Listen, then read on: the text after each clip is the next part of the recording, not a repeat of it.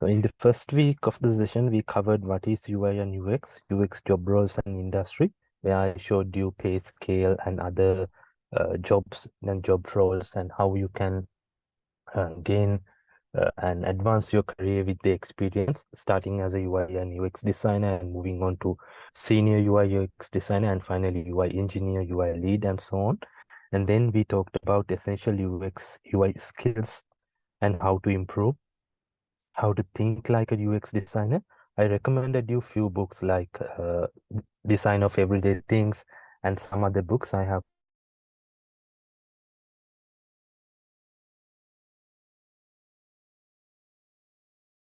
put them in the Google Classroom as well about how to think, like how to improve your design thinking process. And also next is what is a UX portfolio and how to create your portfolio. I talked about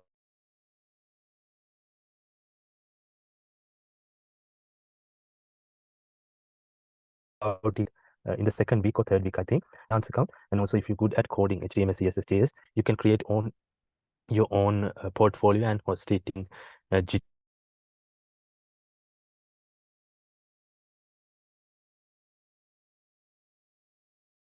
GitHub or any other free hosting services.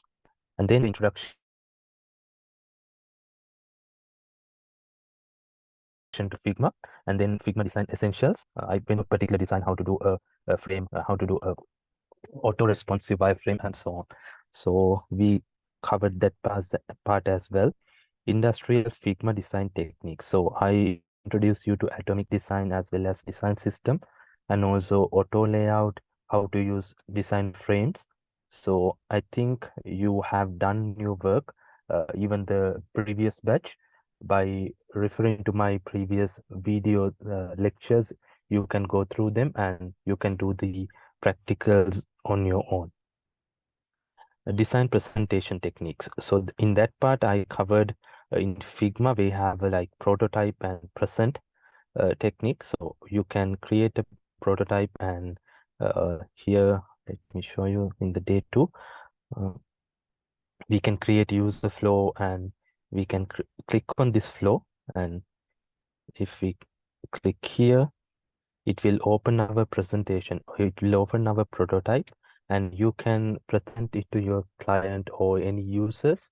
uh, they can use it to do interactive things, and you can easily see their screen recordings, or uh, you can check if they are uh, following instructions or if they achieve their goals easily without any roadblocks or user flow issues.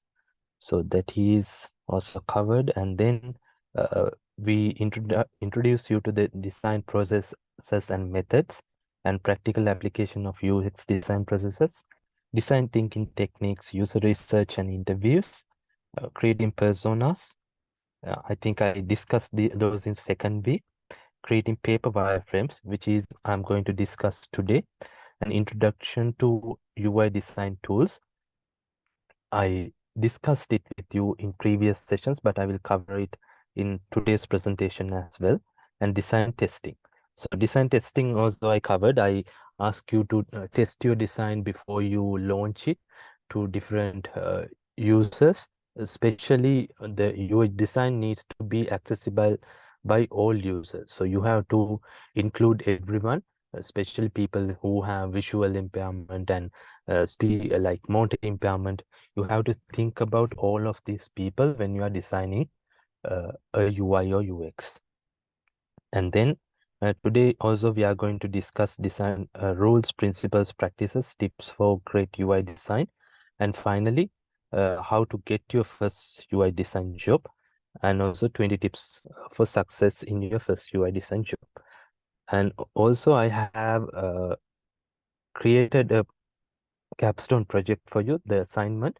So I will share it with you after today's break. So you can ask me questions and understand what the problem scenario is and move on to work on it. I will give you, let's see, I will discuss with you and will give you the time frame for the deadline as well. So,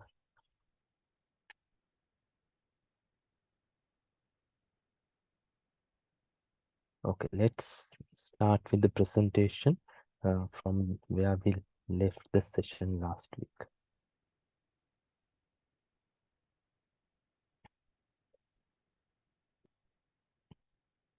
Okay, last week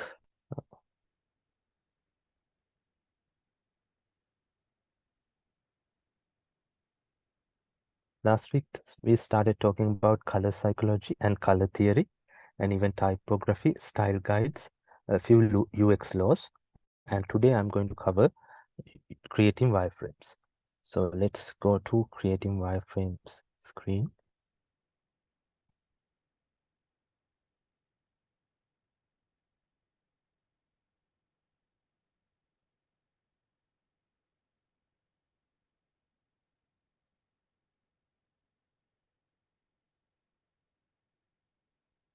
Okay, wireframing in UI and UX design.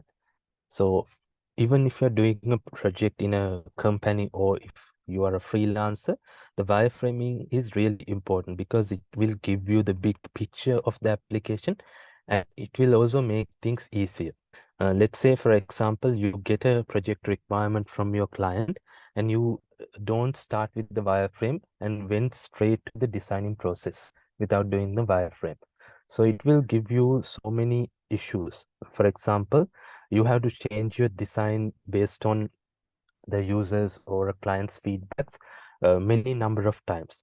But if you start off with the wireframe, you can present this wireframe to your users as well as stakeholders and also for the client and get his feedback and improve your wireframe before you starting the design process as well. So when you gather requirements, after that, when you do competitor analysis and gain some motivation for your design, the wireframe is also important. You have to do the wireframes first when you do the design. So a wireframe is generally a monochromic drawing that created in the design phase of design thinking process. So we discussed about design thinking process and how to do proper design thinking, how to become a problem solver. So end of the day, what we are doing with UI and UX is we are helping people to solve their problems. For example, if they want to send money to someone through a banking app, we are UX designers' responsibility is to streamline the process and make it easier for users to do their task without any issues. So wireframing is the part of design thinking process where we gathered all requirements from the user and present it in a like presentable way for other people to understand.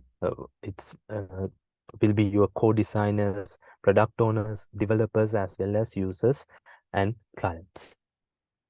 And also it provides a blueprint of the page structure, layout, information, and functions. So we can clearly add all the structure, page structure, layout, information in a hierarchical way, and it will provide a blueprint for our further designs, especially when we do the design in Figma or the low fidelity and high fidelity prototype.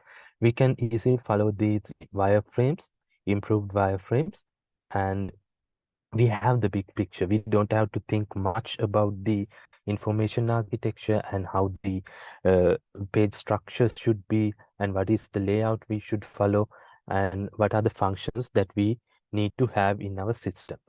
So it is also important in the design thinking process.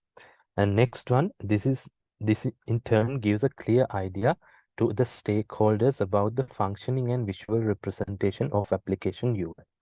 So if you provide clear wireframes to your stakeholders, the stakeholders can be clients, your product owner, your core team, as well as users. So if you present it in a visual uh, wireframe, they can understand by referring to it what is the functionalities, how the data is representing in the application, what are the visual representations, and what is the hierarchy of the data. And it will give them a big picture of your application even before you are going into the design process. So why do UI and UX designers use wireframe? So as I said earlier, without going straight to your design. If you start with wireframe, it will initially take some time to do your wireframes and improve on them, but it will save your time. If you take the whole UI and UX process, it will save your time significantly, because if you have to do the design and change it back and forth, it will take so much of time. But if you do those changes to wireframes, it won't take that much of time. Even if you feel that way in the beginning, if you take the whole process, it won't take that much of a time.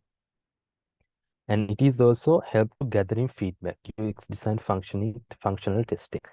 So we are designing our applications or a product for the users. So we can like get users feedback in earlier in the UX design process by creating these kind of wireframes. So wireframes is important to gather user feedback even before we start design process using Figma or any other prototype creation tool. And it is also helping to create accurate designs. So let's say, for example, again, you don't have a wireframe or a blueprint for your UX project. So you don't have any documentation, anything to refer when you have a problem. So in the wireframe process, we analyze all these issues and we uh, represent all the data we gathered from users and everyone. So it will make it easier for UX designers or visual designers to follow these wireframes and make accurate representation of the data and of the functions and everything that should be in their UI and UI page. So visual designers and even content writers and everyone involved in the design process will be able to understand the wireframe and do their work easily with accurate design if you have wireframes finalized in your design process. So these are some wireframe types. So low fidelity wireframes, we call it lo-fi. So they are also known as paper wireframes, which are created roughly. They do not contain detailed grids, scales, or pixels, but functions, contents, headings, topics are present in a raw form without an accurate structure. So paper wireframes, you can easily do it using paper and a pencil or a pen. So it is representing the functions, the contents, the text, or any content hierarchy, topics, and those are in raw form. So if I go to this, so this is an example of low fidelity wireframe. So it represents all the functions, search function, and the cards represent data, and also these icons, the navigation icons, and all these thumbnails, video thumbnails, and images are done roughly, not without much detail, but this has been done using a software, but you can follow and do a pen and paper wireframes like this.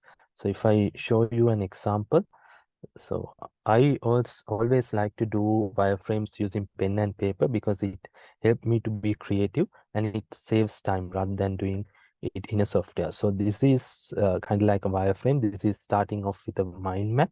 So we can understand the growth problems and pain points and how the success can be defined for a particular project by creating these kind of a wireframes. So these are the wireframes I have designed for this map-based application. So you can easily see that all the detailed information are not there, but all the essentials like icon placement, text should be displayed, and the cards, then hierarchy, map representation, all are there in the low fidelity wireframe.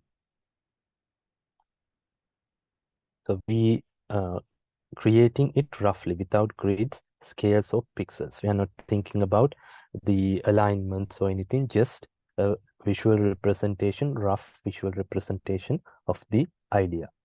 So here I have added three low fidelity wireframes. So you can see that this is a onboarding process by these carousel dots. It has 4 steps, and this is the step 1, step 2, and step 3, and so on. and we can add these kind of labels. So we're starting off with the level up, badges, streak, casual, finish screen, and finally complete a program. So the users or anyone in the team can get an idea about the user flow process by following this wireframe. The next one is mid-fidelity wireframes. These types of wireframes can be commonly used for communication with the stakeholders and end users. Mid-fidelity wireframes contain grid, scales, and pixels. Hence, they are more accurate than low-fidelity wireframes. This makes it one of the most used types of wireframes among the UX designers. So if we do a pen and pencil wireframes, sometimes it is hard to present it to your stakeholders or clients. So in that case, we are designing wireframes like this. We get a phone or a device mockup and do a wireframe in applications such as Pencil Tools or Miro or even Figma Jam or even Figma or any other design tool can help you to design a wireframe. But in creating a wireframe or user flows, you can use Miro application. So if you don't have used it already, so this is one application you can use to wireframing, brainstorming, uh, and they have solutions for all these as well. So let's go back to our presentation. So mid-fidelity wireframes are something like this, as I mentioned here.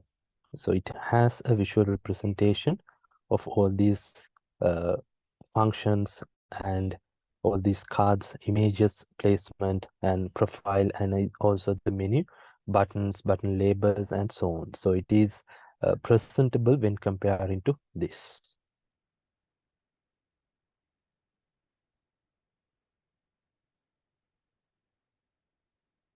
So the next one is high fidelity wireframes.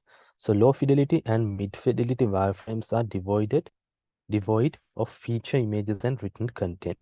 They make an appearance in high fidelity wireframe. With more concrete shape to UI components, this type of wireframes contains the complete blueprint of the design and is the most accurate and almost similar to visual design screens without much of colors. So when comparing to low fidelity and mid fidelity wireframes, we have all the information required for a UI designer, for a developer to follow. So for example, we add written content, images, and actual appearance, even the colors will be there in the high fidelity wireframe. So all the components and it is actually kind of like a complete blueprint for what you can follow and do your design, the coding. So for example, let's say this one. Let's take this one for example. So this is actually not the high fidelity wireframe, even though it has images and so on. This is kind of like not a final product. I will show you final product wireframe, something you can follow.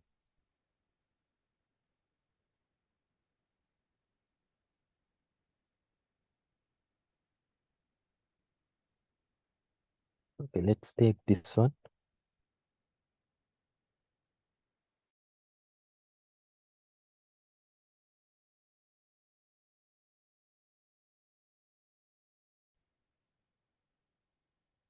This is final prototype, final product. So the wireframe,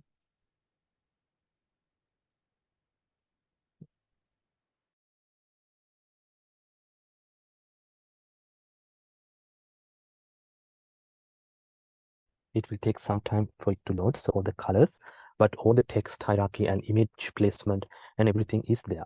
So you can easily follow the structure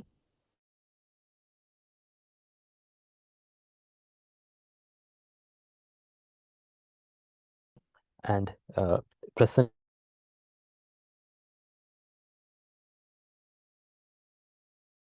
it target users by using this presentation of your final product. So these are some wireframing tools. So this is Figma and this is Sketch app for Mac, and also this is Balance Mic. But There's another tool I just mentioned to you, which is Miro.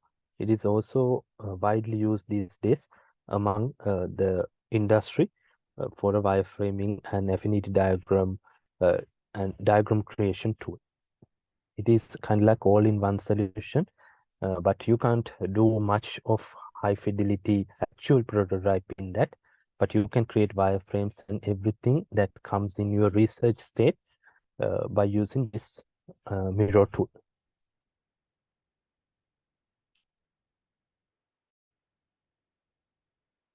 Okay.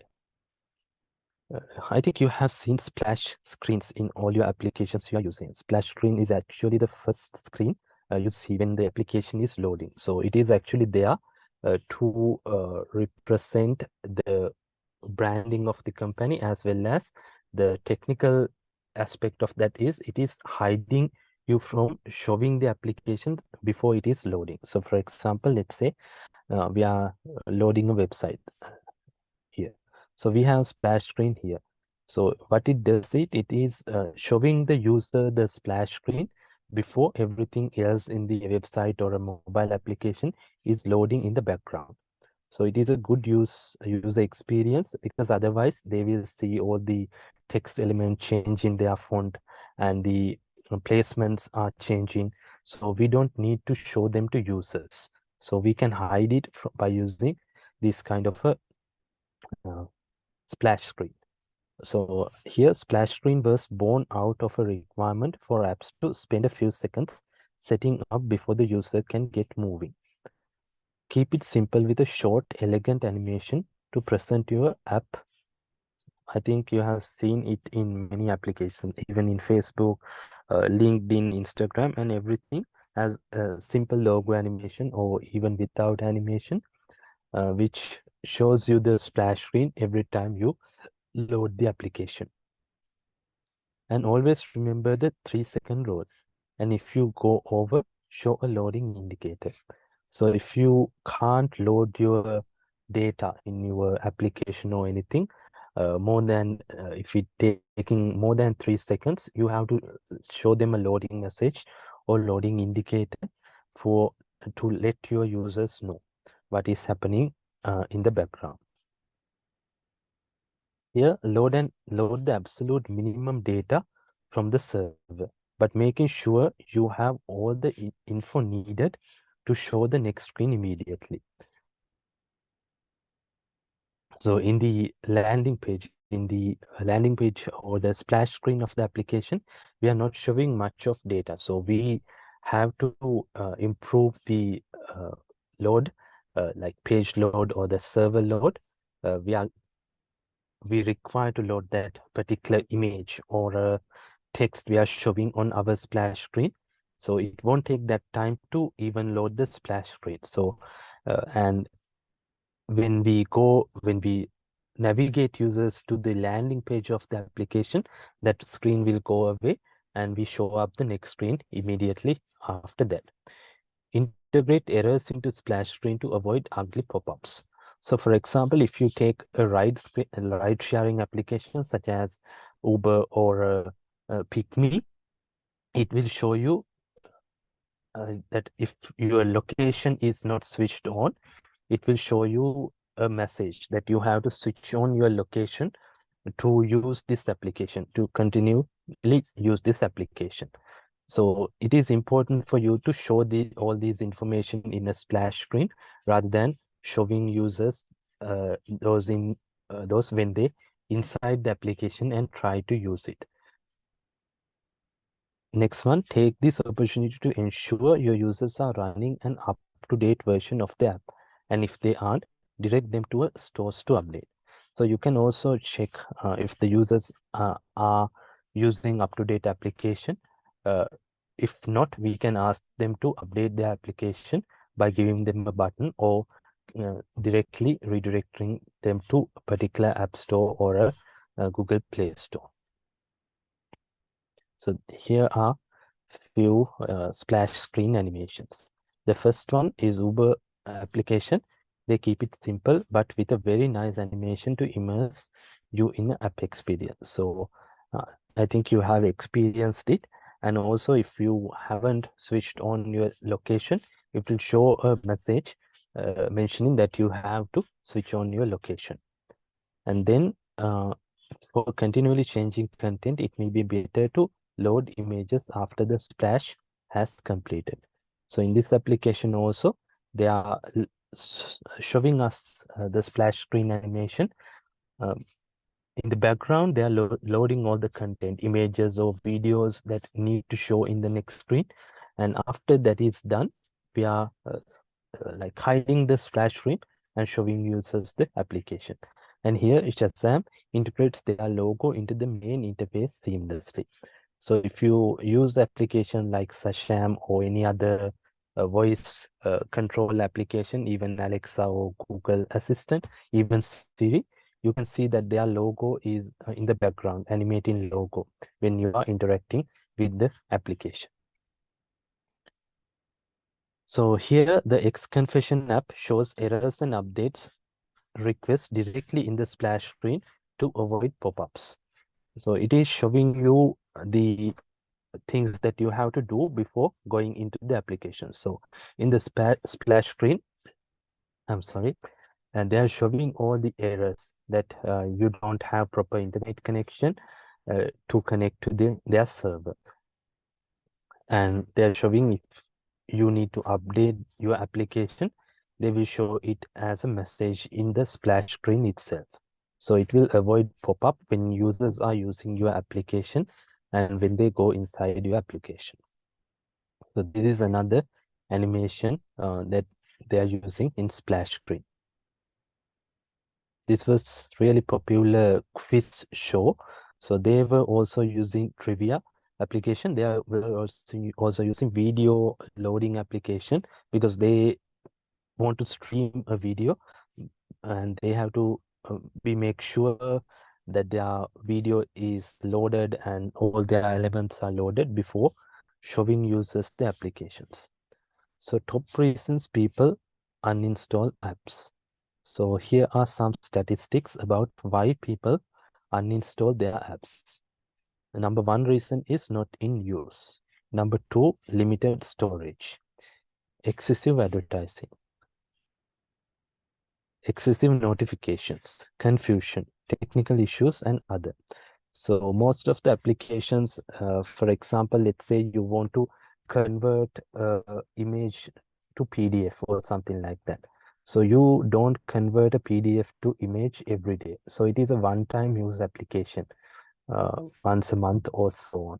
So immediately what you do is when you do your use case, when you convert your image to a PDF or PDF to image, you uninstall that application. So that is why not in use applications are deleting this much of a percentage.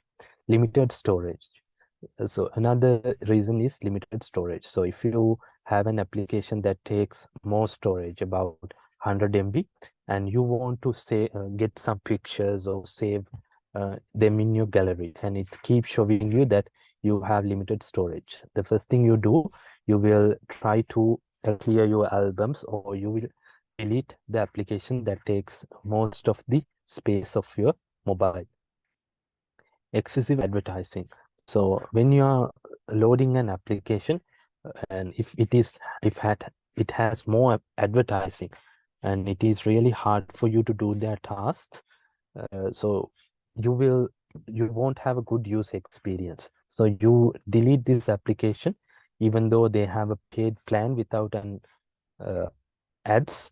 You tend to delete this application and look for alternatives with less advertisements or no advertisements. Excessive notification. So if the application is sending you excessive notifications, kind of like pop-up notifications on your mobile screen, or even if you are using application, it shows you so many notifications and pop-ups, it will give frustration for users because they can't achieve their goals, and it is keep sending you this notification, which is also distracting. So they users will delete these kind of applications as well. And confusion can come with if they can't achieve their end goal easily and in their expected way, they will get confused. So confusion is also reason why users are deleting uh, their application if it is not up to their request, like their expected standards. So they will remove the application. Technical issues. So if application is not working properly, if it is has technical issues, bugs, so users delete that application and look for good alternative mm, that has less errors and satisfy their needs. And 1.6 is other reasons. And that is all for the presentation 3, which I had to cover last week, but we haven't had much time. Uh, so if you have any questions up until today, you can ask now.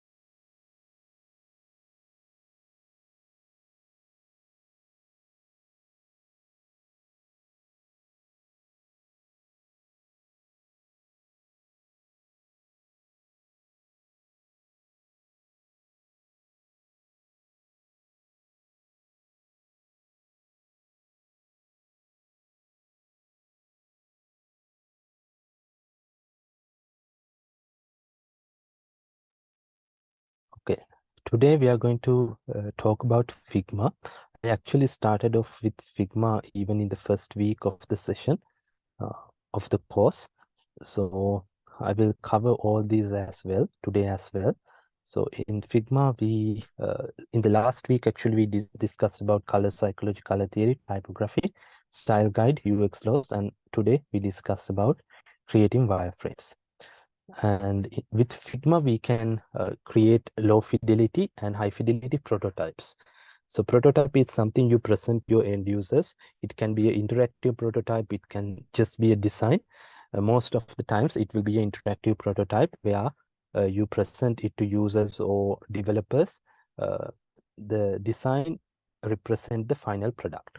So the coders or developers can take that Figma file and code their like designs and finalize the product accordingly and finally go to the market. So I introduced you to Figma in the first week. So here we have Figma opened. So this is the Figma landing page where we have all the teams and all the files we did earlier. And you can see that it has Figma community where we can download like plugins, and we can see what other people have done if they shared it in a publicly accessible uh, way. And also we can see creators, widgets, and we can download them and use them even if they are free or paid ones. And you can publish your own designs to community as well, where other people can follow your designs and use them in their UI designs. Boolean operations. So in Figma, I introduced you to Boolean operations last week as well. So let's day 4. So, so if you design, let's say we are designing for a desktop MacBook.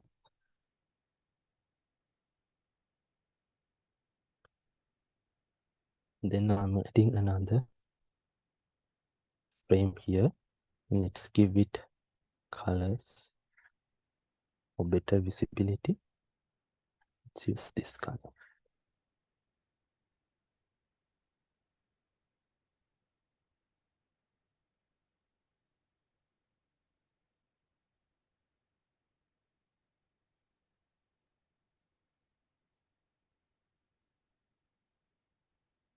The first thing is boolean operations. Boolean operations is actually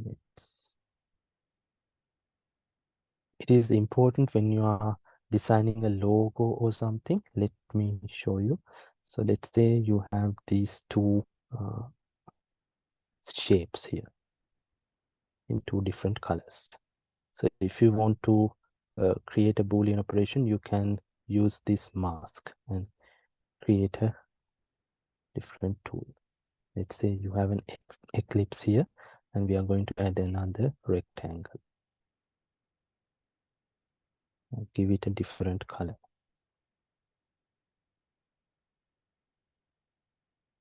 Okay, if we select both of these, it will give us these operations.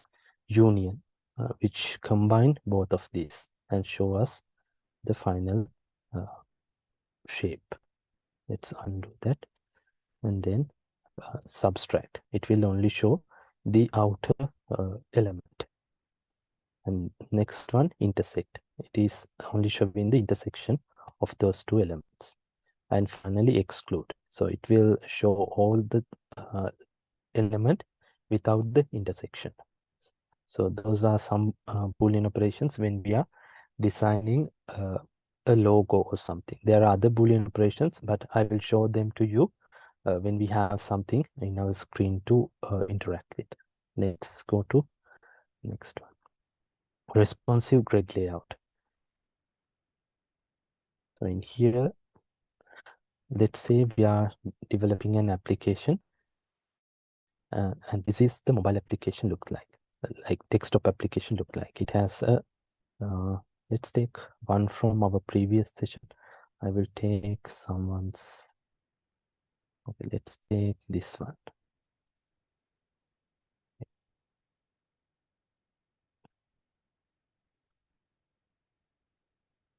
Okay, now this is our web version of the user interface. So responsive grid layout, what we can do here is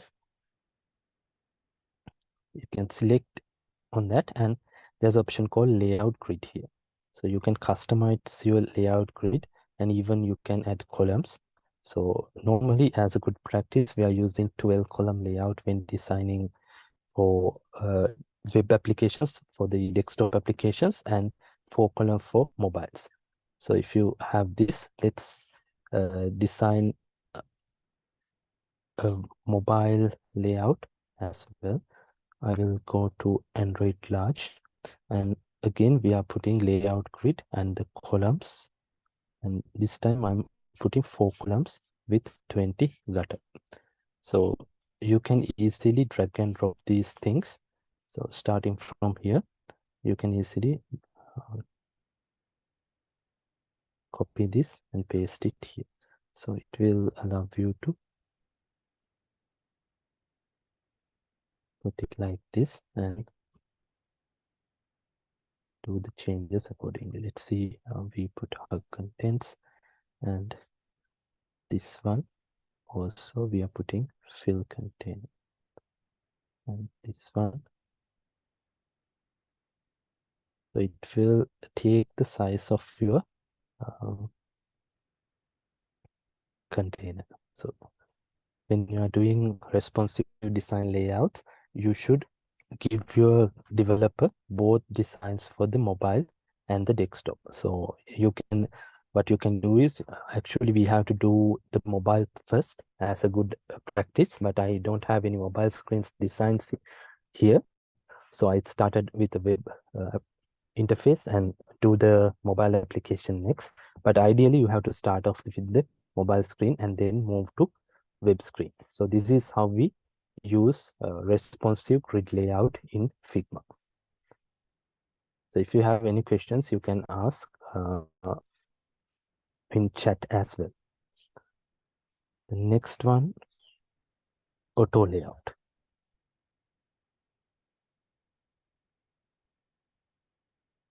So AutoLayout is also something I discussed last week. During last 3 weeks, actually. Let's say we have these kind of let's change the color. Okay, this is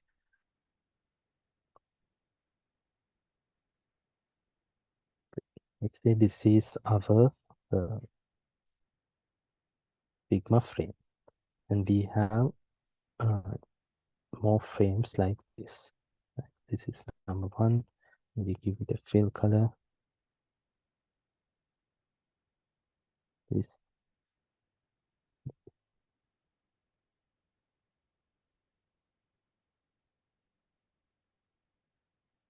and we have them like positions present randomly in many places, but we can auto layout them.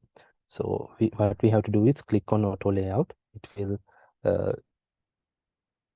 like arrange accordingly, and also we have control over all these things. So what we can do is if we give this auto, it will take them and create a one row layout rather than having them everywhere. And also we can keep the y-axis uh, padding auto as well, so it will give you something like this. Even if you add a new one here, it will even the gap between all the elements and do the design accordingly. So this is important when you designing something with like images or cards in your application. So you can use auto layout to easily align them in a row or any other way.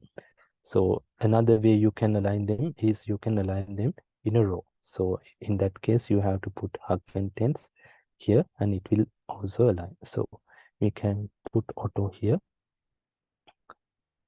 or we can reduce it to match our design like this.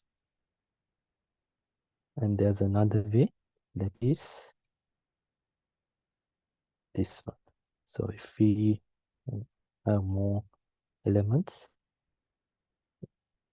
if we select this row layout, wrap layout, this is vertical, this is horizontal, and this is wrap layout, it will wrap inside the specific container we already designed, and we have control over the padding as well. So let's add 30 here and 30 to this as well. So it will show up all the cards in a similar gap and in specific rows. So that is auto layout. And components. So component creation, I described it to you last week as second week as well, but I will create a new one. Let's say that you have to design a button. So first thing we do is we create the button background. Let's give it a specific size. Say width 400, 200. So this is our button background. I'm going to add a text here. So let's add sign up and change the font to something else. Opens. Okay, we have our sign up button here. We can middle it by using these two. And we have our sign up button here. So let's say we have a background color for this. So this is the default button. So the background color for default button is this. And we change the text color to white as well.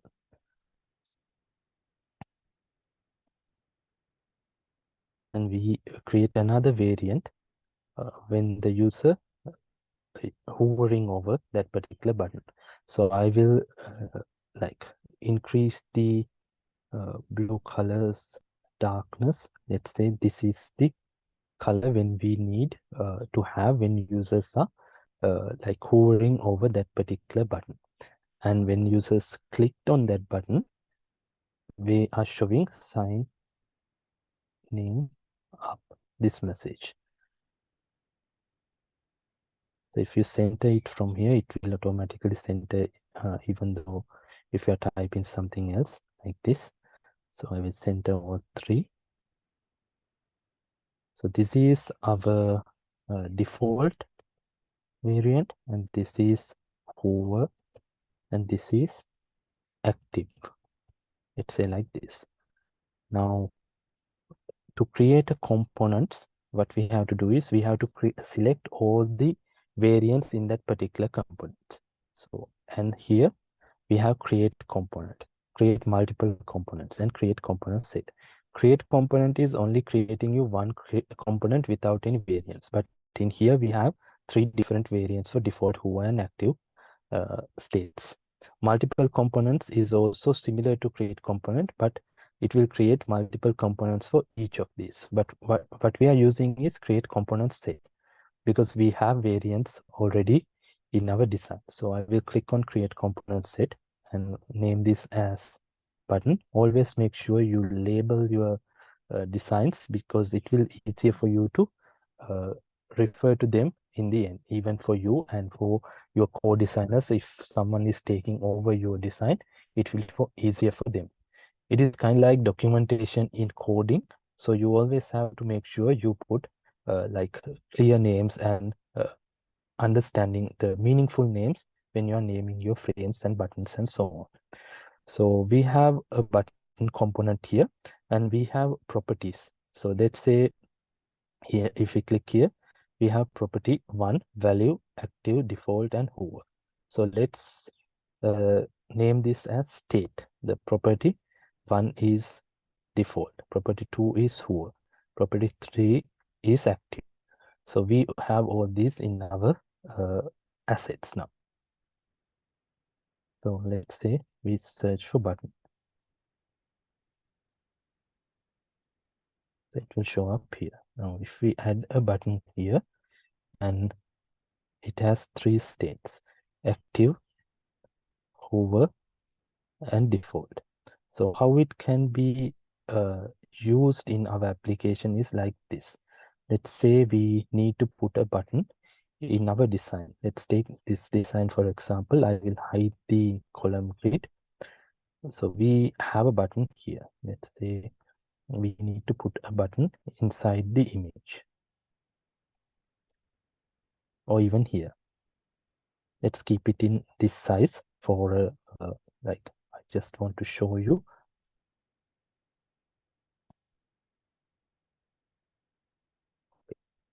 Now what we can do is we can go to prototype, and we can go to interactions, and we can go to while hovering and change to hover state. And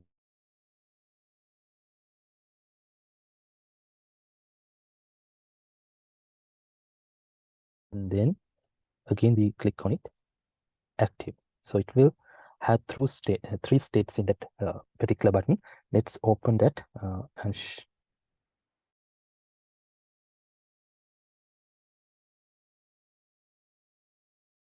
see how it is working. So flow starting.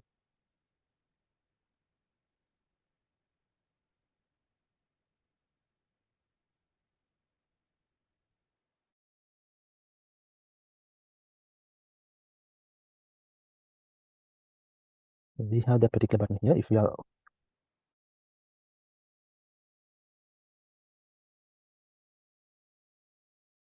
it will change its states too. So that is why it is only displaying and going away. So you can easily create components by using that kind of a setup. And variants. So variants I discussed when I add in the components as well. So we have variants here. So button is the component, and these three are the variants of that component. You can clearly see that this is the, if you go to like our layers screen, so button represent in this icon, and variants are representing in this icon in Figma. So you can see that this button is the component, and it has 3 variants: active, hover, and default. And responsive designing is the final part. So let's go back to Figma. So if you want to design for a like, let's remove this.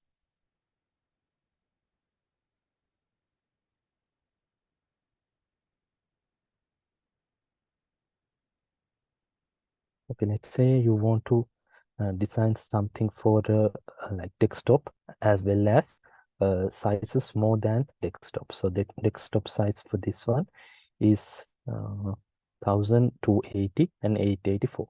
Let's say you want to design something more than that.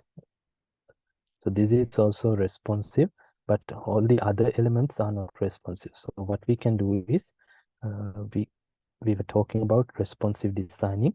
So what we can do is we can make all these responsive. So one thing you can do is you can select one of these components and put auto here, and also horizontal resizing should be fill. So if we take this one, horizontal resizing is also fill, and here we don't have fill. So I will use fill container. So it will give us this control.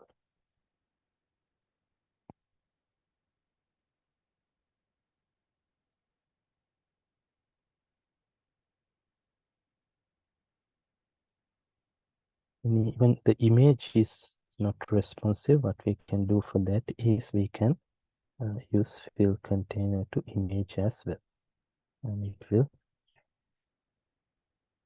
even if we resize it to a smaller size or even a bigger size, the responsive layout will change it accordingly and adapt the screen size you are designing for.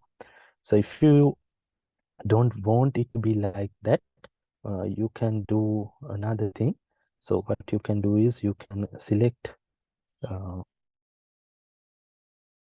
this particular image. Let's say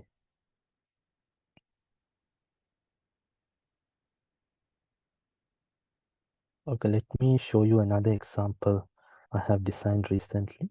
Give me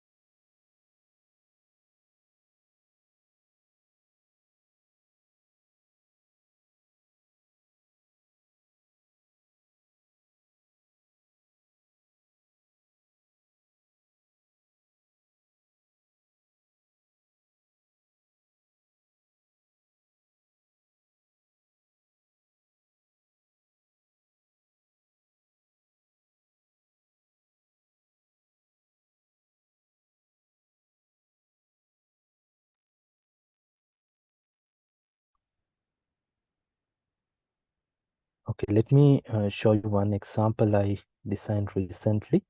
So in here, this is the mobile screen of that application, and then this is the tab screen and also desktop. So if I use desktop screen 1440 plus, that means for larger screens, if I drag this, all the content will show up in the center. It won't change their sizes because I don't want it to be more scalable than that. So that is the biggest size. So if we take this layout, the desktop size, it can change the size of the images, but other content will remain the same. So how you can achieve that is, for this, you can use this constraint section and use center if you want your content to be center when it is like expanding size. And if you want it to be like make it responsive like this, you can use in the constraint, you can use left and right like this. And in here, for the tab size also, it is following the same design constraint as desktop size. So you can use that to make it responsive.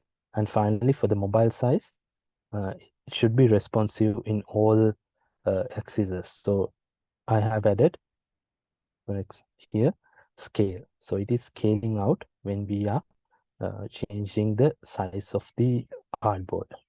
So if we load the application here, this is the desktop size. You have all the buttons here. And also this is the element that we have. This one, this is scrollable elements, kind of like carousel, but one item is scrolling at one time. And we have other sizes as well. So it is a good practice. Even if you do the responsive design in one particular size of the frame, you always have to make sure you present your developers or designers with different sizes of a screen for different designs, different devices, I'm sorry. So the next one, let's see, responsive designing. Introduction to Figma, Figma home screen, community, and Figma design file. So I actually went through it. So Figma home screen is this. So you can click a design file and start creating a design file. And also if you create Figma Jamboard, you can access all these elements. Like you can create diagrams, you can create an agenda, flow chart, or even bug reports and design crit, and also user journeys you can create by using Figma and retrospective.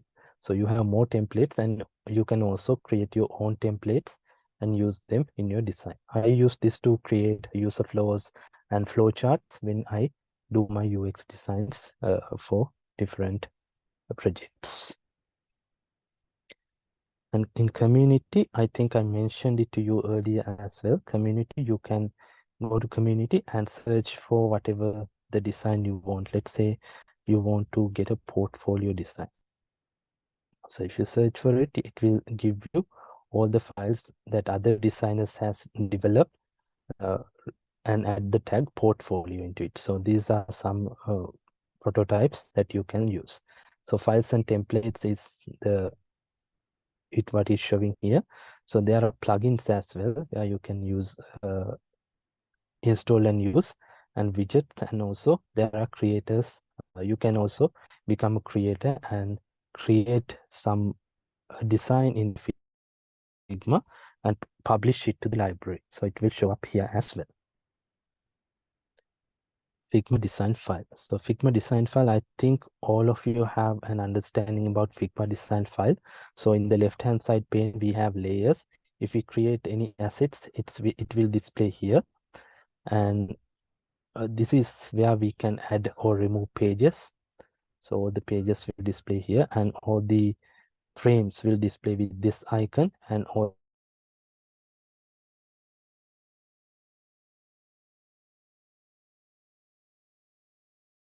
the elements in that particular frame I'll edit, and all the actions that can do using Figma, and all the tools. invite you to interact with these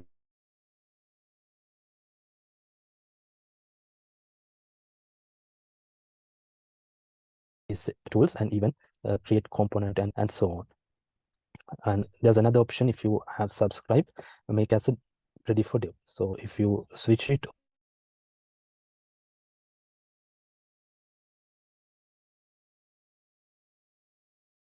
on, it will show all the, for example,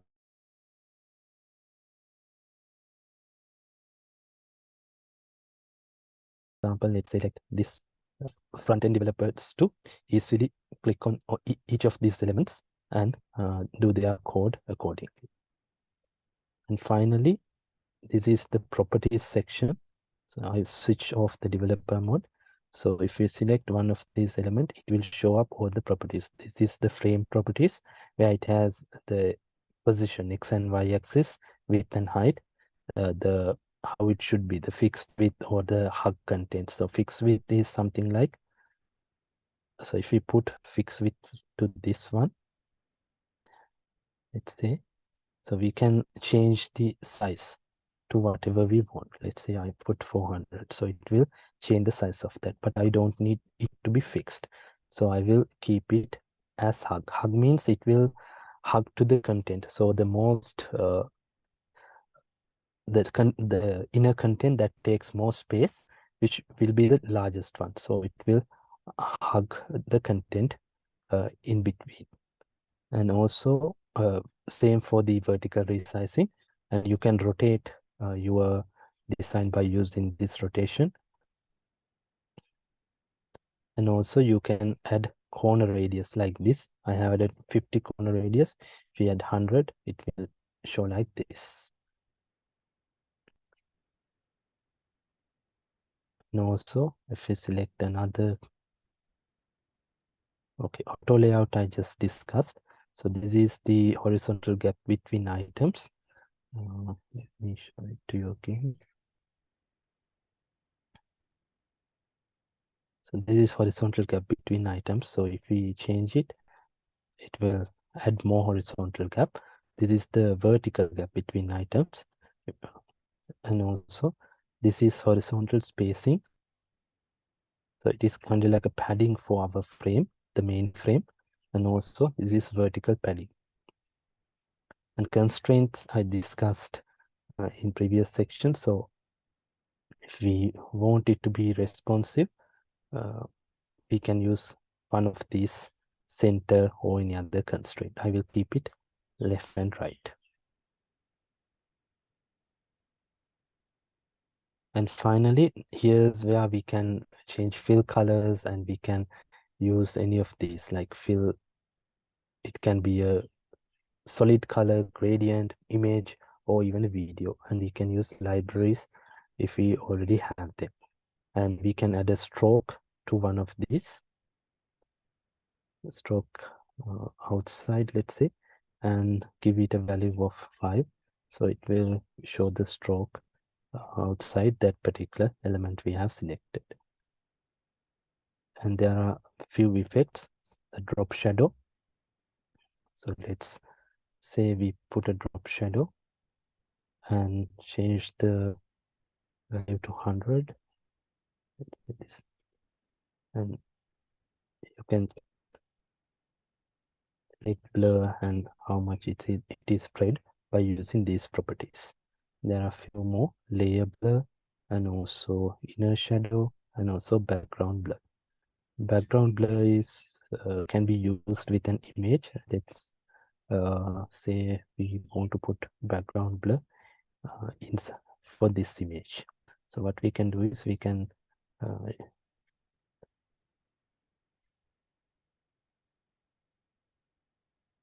we have this image, paste it here.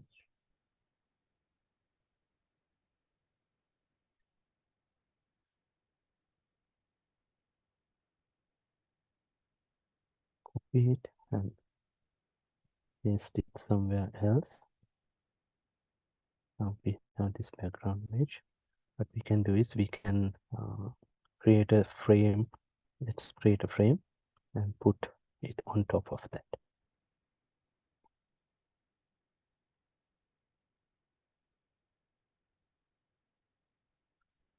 go with the shape.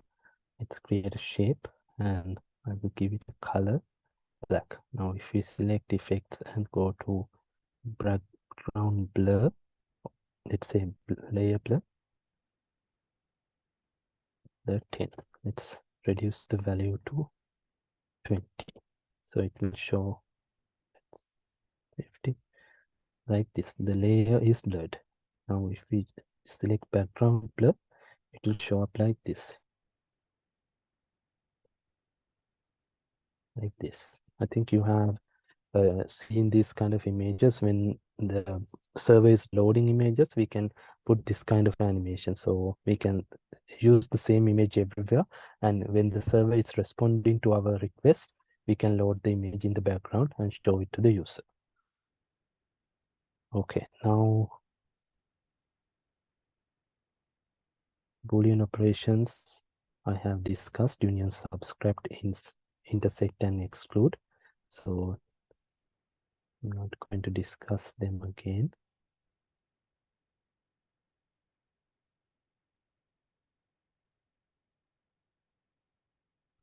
And then we have responsive grid layout for desktop, tablet, and mobile, and Y grid. So when we are creating a grid, it will keep space and align design constantinously, both horizontally and vertically in all pages.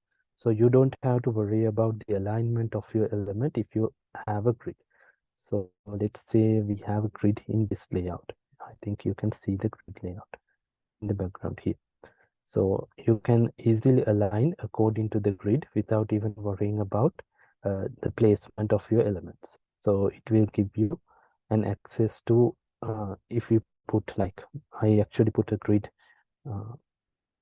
column grid here, but if you want to put a row, if you want to put actual grid X and Y grid, you can put it here. But as a good practice, always use the column layout. So 8 column and also 4 columns for the mobile. So columns used for horizontal alignment. 12 columns for desktop, 12 columns for desktop, 8 for tablet, and 4 for mobile. So in here also, I have used 4 for mobile and 8 for tab, and also 12 for desktop.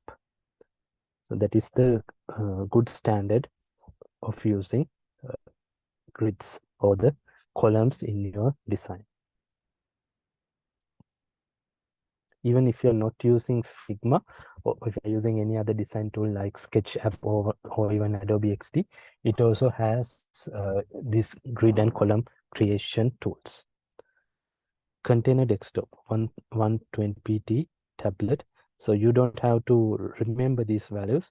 All these applications has predefined values for desktop sizes. If you go to here in Figma, it has predefined values for phone, tablet, desktop, presentation, even watch interfaces, even paper, social media, and everything. So you don't have to worry about keep remembering those sizes. AutoLayout. So AutoLayout I discussed earlier. I actually discussed it in our first Figma session as well. So it helps you to create a responsive layout and also make frames and components to become responsive. Components. So I discussed how to create a component. So this button is the component and these are variants I created for different state of that button. Actually, these reusable elements are important when you are doing a big design. Like for example, let's say you have to do a design for a large scale mobile application with so many screens, more than 100 screens. So if you start off and do the design directly without doing components or variants, it will be really hard for you to do the design. So that is why I ask you to follow atomic design principles and do the basic elements first, and by using that create buttons, and finally the species where we gather all these buttons and molecules we created and do our final design. So in that case, if we want to change a style or a color of a particular layout, we can easily edit it from the atoms section rather than editing one by one in our final prototype. So read about the atomic design and follow it as a good practice when you are doing your designs. Variants, 1 and 2 dimensional variants. So I discussed about variants as well. So these are some variants, and you can, let's say you have a dark layout. So we can add another variant here, a boolean variant. Let's how you can do is you can select this and click on this properties and click on boolean.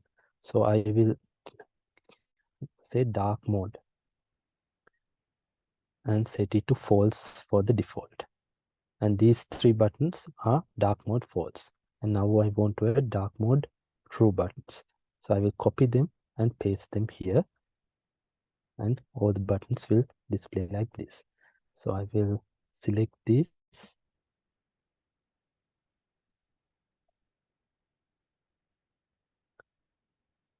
boolean dark mode, and default is false, and I will give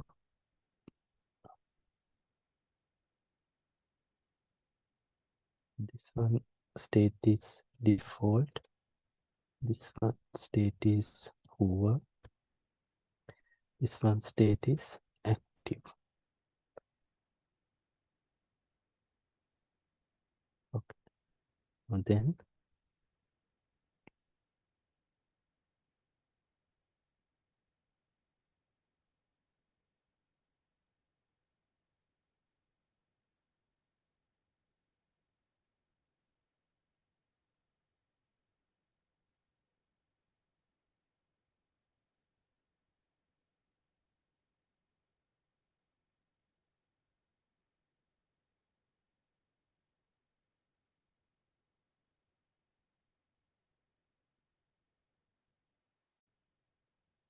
I can even add from here, dark mode is false for this,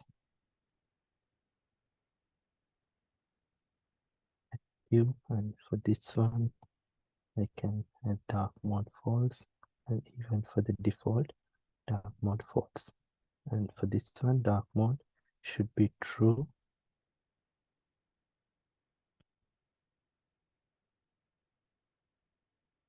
This one dark mode true, and also finally for this one dark mode true.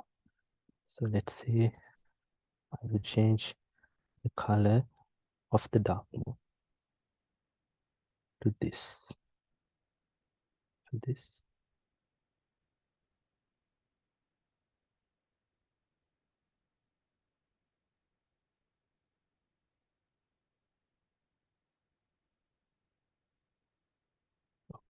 Now if we go to assets and load our button here, we have control, dark mode or light mode operation. So you can select this is dark mode and this is light mode. So if we change the state of one of these, it will change the states as we designed it earlier. So you can use it to create dark and light mode or any other Boolean operations as well. Two-dimensional variants and responsive design I told you. And finally, that is all we cover in the presentations. Let's go back to, so all these areas we covered today, and I have to do the how to get your first UX design job and 20 tips for success in your first UX design job. So actually the fourth week, I should give you the assignment as well. I actually published the assignment yesterday, so it should be there in the classroom. So is everything clear up to now? If you have any questions, you can ask. I can give you 8 minutes.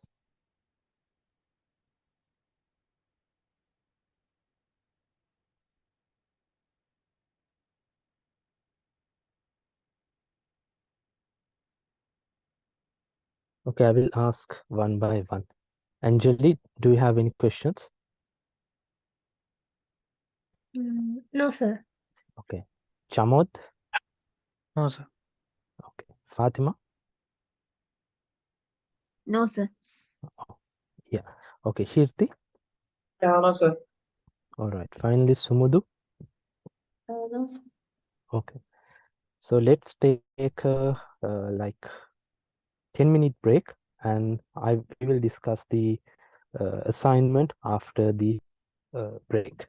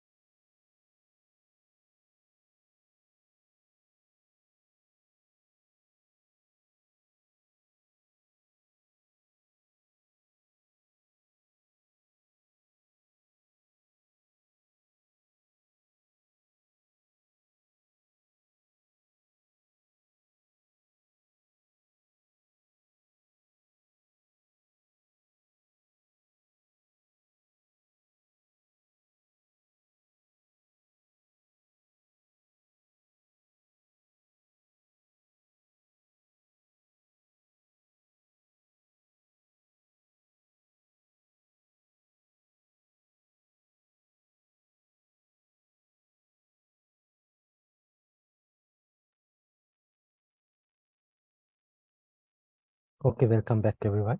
So let's discuss about the assignment.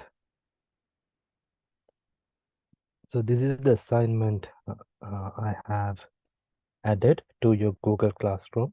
If batch 15 don't have access to this classroom, I think I will ask the administration and send you the assignment separately.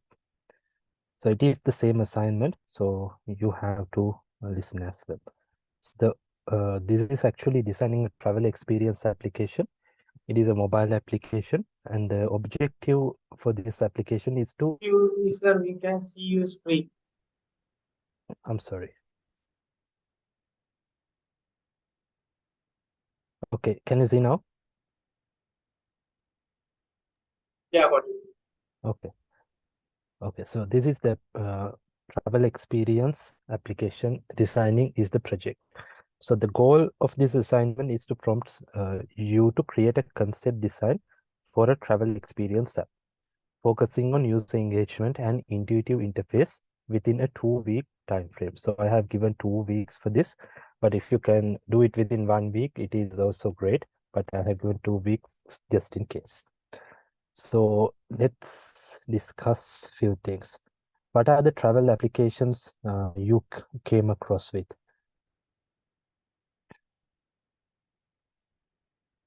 Just give me a few examples, like 3 or 4.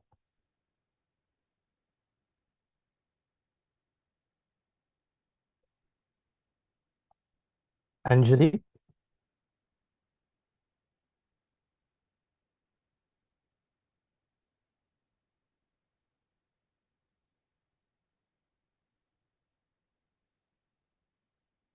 Pramod,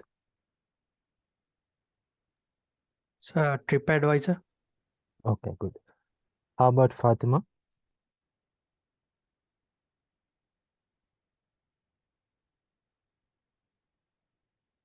Kirti, how about you? Uh,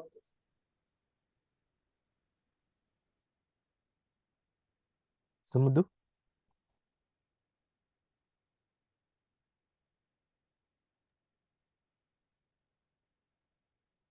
Google will have some travel reviews.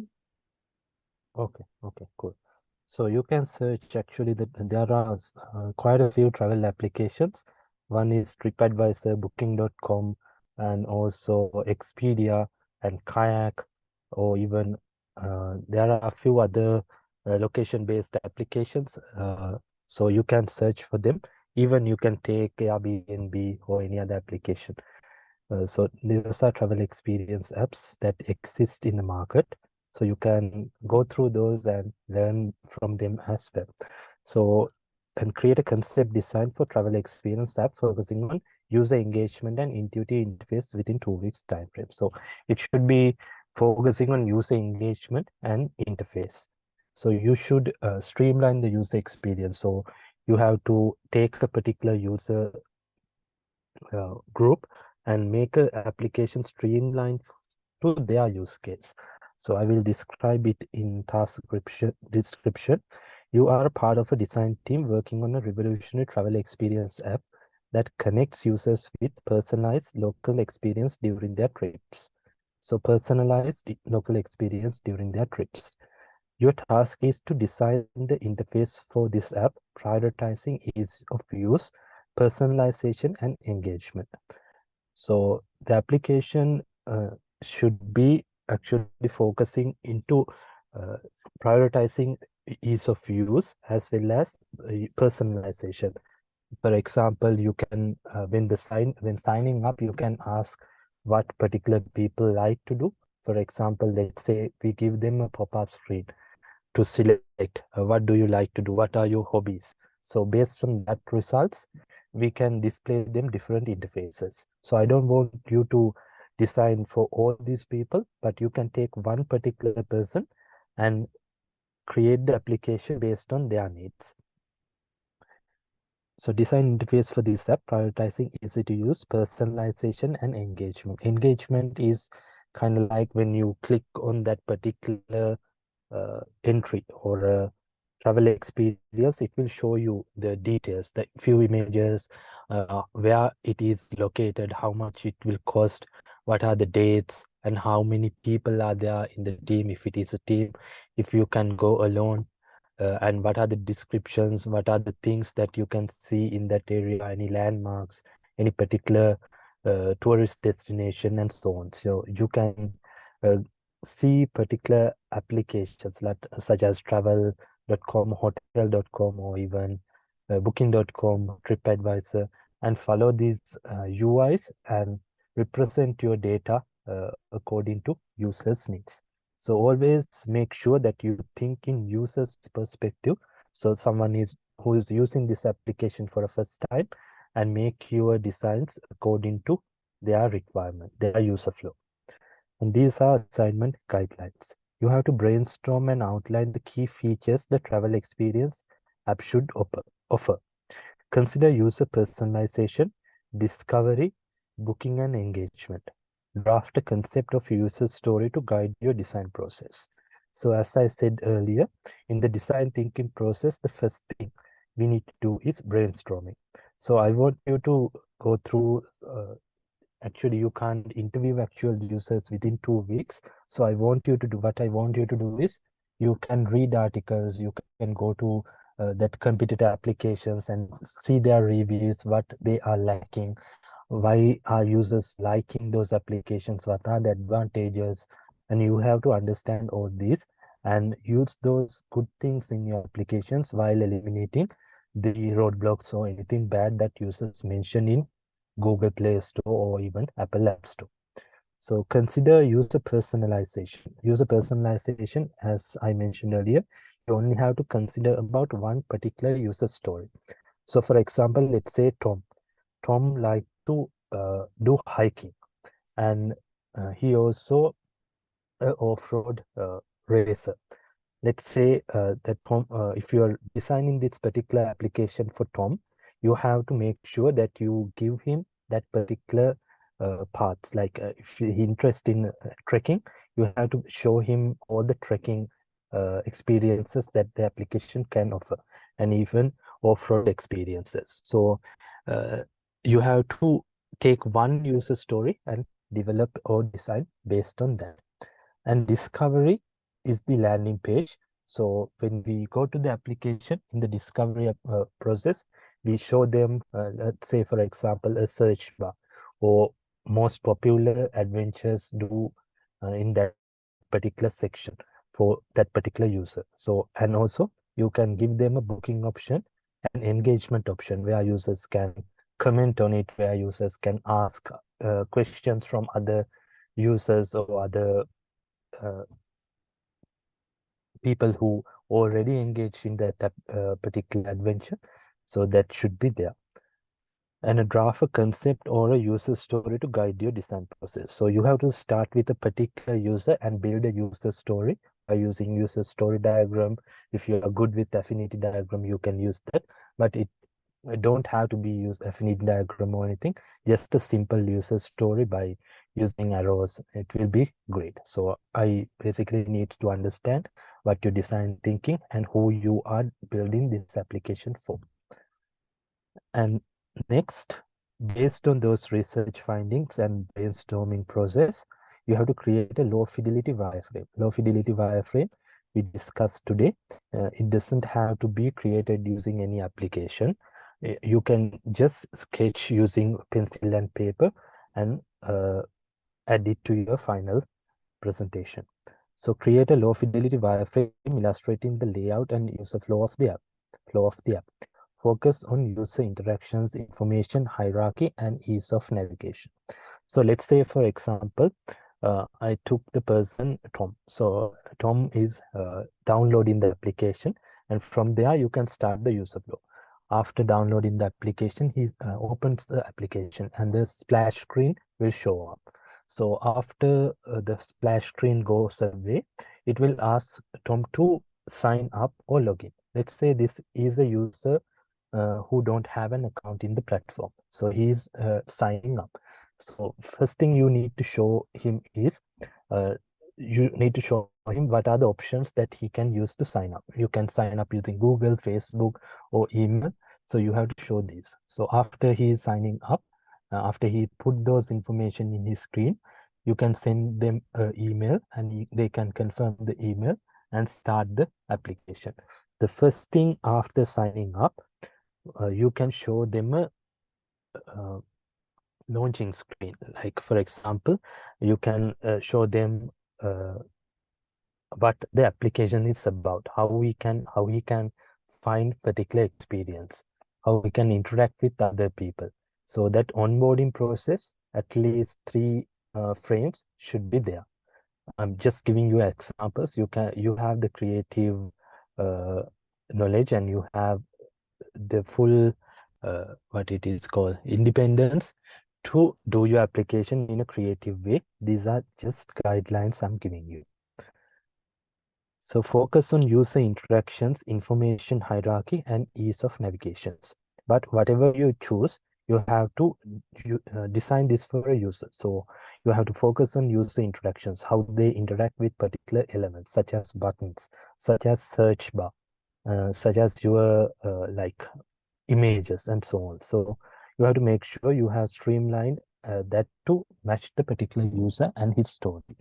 Information hierarchy, how you represent data, how should you represent your search bar, what are the important information that you should show in the home screen, how you can navigate them to detail screen. For example, if you have a home screen, let's say, let's go to some application like TripAdvisor.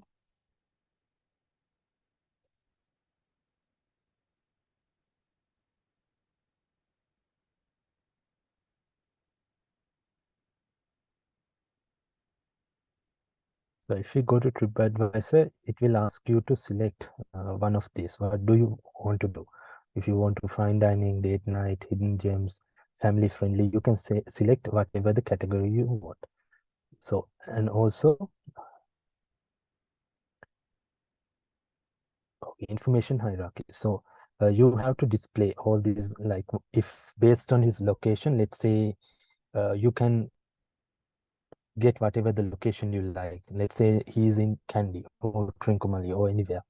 So you have to based on that particular location he is based on, you can show them particular results. What are the things that they can do in this particular area? What are the adventures and top destination for their vacation and so on. So you can easily give them recommendations what he can do without even searching using the search bar. And easy of navigation. So all the application icons or the call to action buttons should be easy to navigate. So for example, let's say the application has 4 menu items. Number 1 is search. Let's say search, for example, and then experiences, then hotels, and finally profile. So those should be labeled correctly. You can use icons or anything.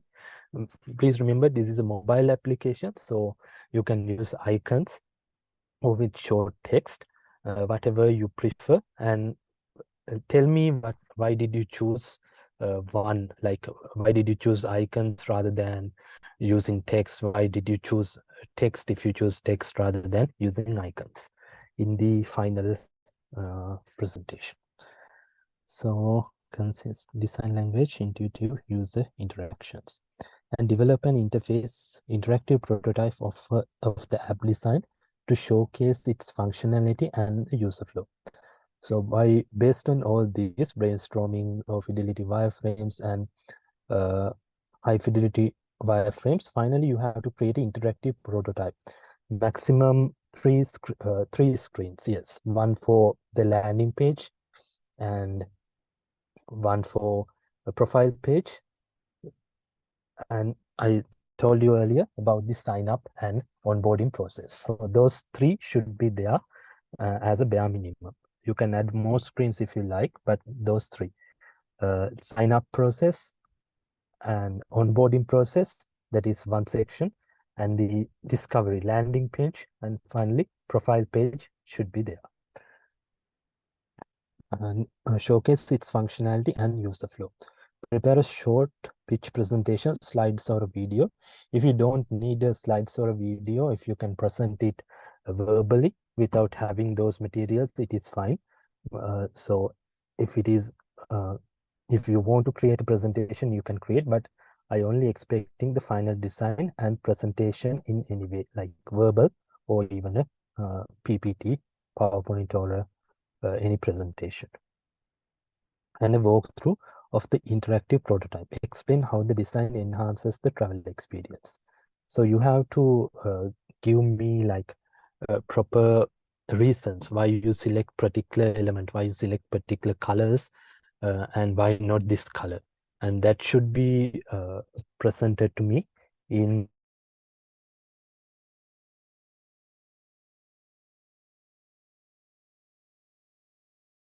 on 12th.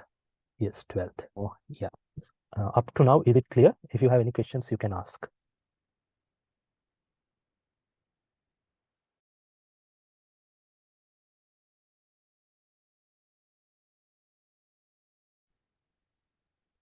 Like, I think 2 weeks is more than enough for this. Actually, the previous like lectures, it was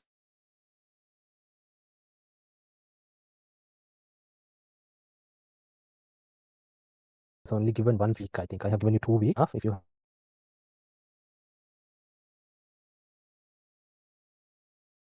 have any concerns, you can ask me. And evaluation the travel app concept and consideration of user needs. So these are the areas that I give you marks. So concept and ideation. So you have to define a clear user story and concept and identify user needs and how you address those user needs to fulfill user requirement to go to their end goal without any issues. And wireframes should be there. Clarity and logic in illustrating the app's layout and user flows. So wireframes, it don't have to be mid-fidelity or high-fidelity wireframes. It should be low-fidelity wireframes where you design on pencil using pencil and paper. So you can take a photograph and show it to me when we meeting next time. Wireframes, and then UI design. Based on those wireframes, you can use application designs by using design principles. You can use atomic design, and you can create components and their variants and populate those in your final design. And visual appeal should be there if you create like micro interactions. For example, when user is hovering over your prototype, let's say on a button, it should change the color, change the text, change the content. It might have a scrollable carousel or slideshow, something like that. You can have those as well, and you have to maintain the consistency. So if you are using particular padding for button, if you are using particular color for accent color, you have to keep that consistency everywhere in your application, and it should represent in your high fidelity designs.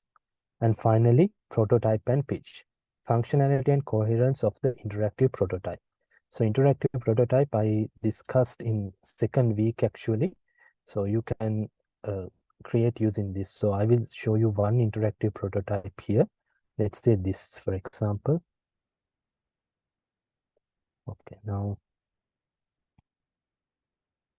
with this to screen. So this is an interactive prototype. If you interact with these elements, so if you create this generate another video button, it will show you other options. So this is where what you have to do using interactive prototypes. So you can clearly see that buttons are interacting when hovering and so on. So let's say I have selected this and go to next step. And so that is how it should be. So I don't expect you to do these kind of animations, but there are plugins that you can create animations and so many things in Figma. It is actually very easy to follow and very easy to use if you are using plugins. I don't limit you to use just core Figma. You can use plugins and do the designs easily using any tool or plugin available in Figma. And next one, okay, prototype and pitch. So as I said earlier, pitch can be a presentation, or even if you can present your Figma screen and tell me how you think about it. What is your design thinking process? How you address users' problem? What is the user journey you selected? If you can describe this without using a presentation, I still accept as a pitch. So this assignment challenges students to apply their UI UX skills to creative and engaging scenario, focusing on designing a user-friendly travel experience app that reflects both innovative thinking and user-centered design. So as I said earlier, it should be user-centered, not what you like. You have to represent your user story. So I took Tom, for example. He's like hiking, so you have to personalize your application based on that particular user. And the deliverables should be, you can share Figma link to the high fidelity design and interactive prototype, and submit a presentation highlighting concept and ideation, wireframes and UI design aspects. For people don't create a presentation, you can upload your wireframes and everything to as a zip file to final submission link. So the deadline is 12th November. If you have any questions or inquiries, you can send me email, or you can use WhatsApp group chat to ask any questions. Okay, now you can ask questions regarding the assignment.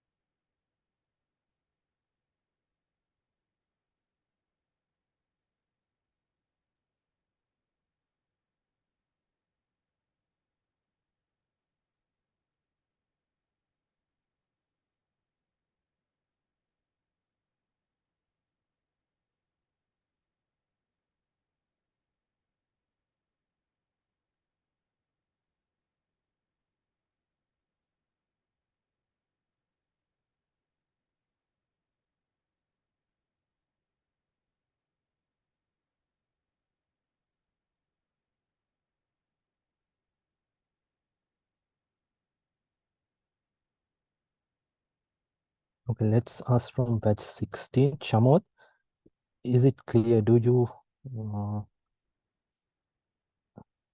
have any questions or anything? Not yet, sir.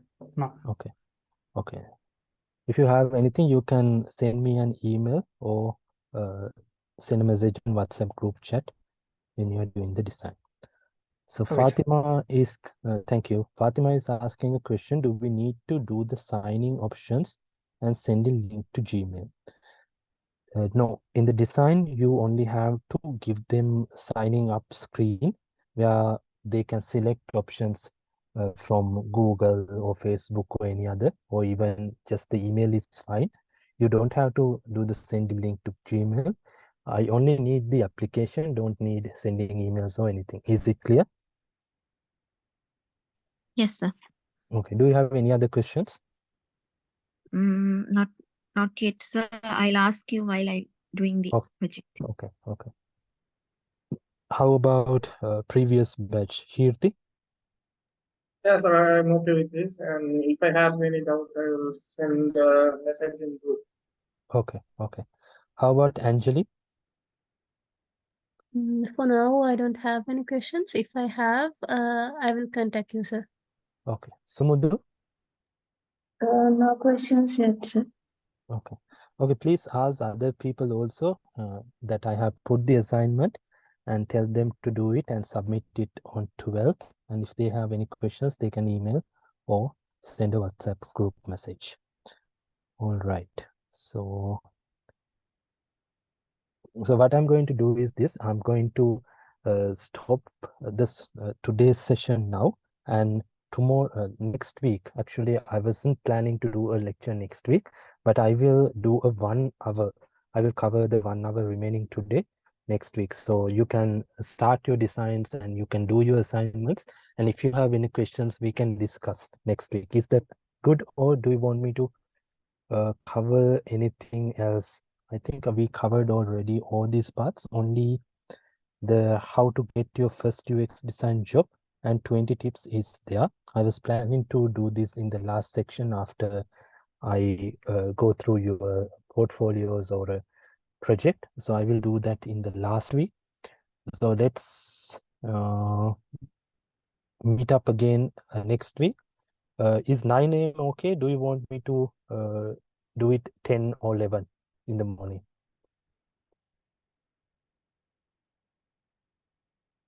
It is a discussion about the assignment. I will answer your questions. Even if you send a message on group chat, I will answer, but it will be great. I wanted to guide you if you have any questions regarding your process.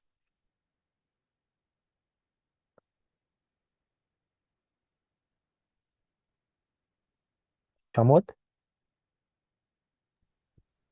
Yes, sir. Yeah. What time do you prefer on next week for a 1 hour meeting? My name is Yogesh. Oh, 9 a.m. is okay. And everyone else? Also 9 a.m. is okay. Yeah, sir. My name is okay. Yes, Okay. sir. Okay, cool. So we'll meet up again next week at 9 a.m. In the meantime, if you want me to do any other, like if you think that I haven't covered any of these sections, please send me a message on WhatsApp group chat so I can go through and see whether I haven't, or if you need any clarification, I can do it again. Okay, let's meet next week then. Have a good weekend. Bye-bye. Thank you, sir, and you too. Thank you, sir. Thank you, Thank sir.